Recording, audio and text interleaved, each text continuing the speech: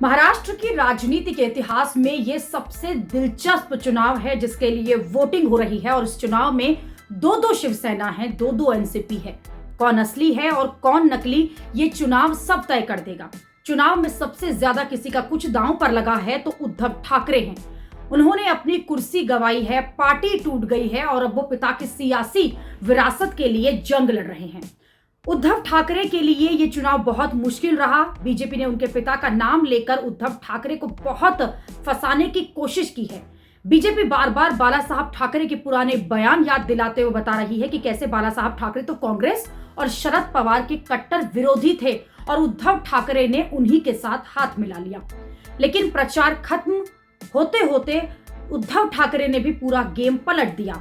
उन्होंने अपने ऊपर हो रहे इस तरह के पर्सनल अटैक पर इमोशनल कार्ड जो है वो खेल दिया और ये दावा कर दिया कि बीजेपी तो उन्हें बाला साहब ठाकरे की नकली संतान बताकर बाला साहब ठाकरे का अपमान कर रही है।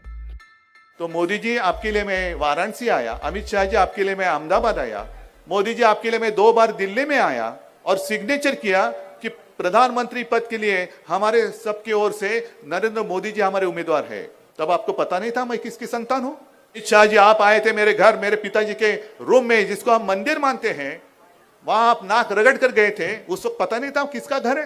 जब हम आपके साथ थे तब सब अच्छा था, लेकिन मोदी जी जो मैंने कहा आपको शोभा नहीं देता, आप मेरे माता और पिता का अपमान करते हो, मुझे नकली संतान बताते हो। अरे हाँ ठीक है, यहां मुस्लिम इलाका है, मैं बाला साहब का बेटा हूं, लेकिन इनको पूछो मैं असली हूं या नकली हूं। हम तो लड़ने वाले लोग थे ना आपस में।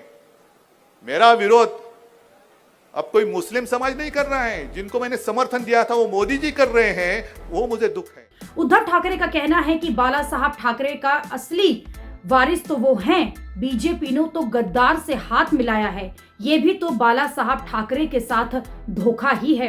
बाल ठाकरे जी की बात करते हैं और उन्हीं के बेटे की पीठ में इन्होंने छुरा घोंपा। चुनाव के बीच ये चर्चा भी उड़ी थी कि उद्धव ठाकरे पाला बदल लेंगे, बीजेपी के साथ चले जाएंगे, लेकिन उद्धव ठाकरे ने इस संभावना से भी इनकार कर दिया।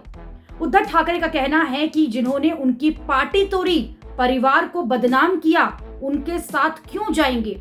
उद्धव ठाकरे का ये इमोशनल कार्ड चुनाव में बीजेपी को भारी पड़ सकता है।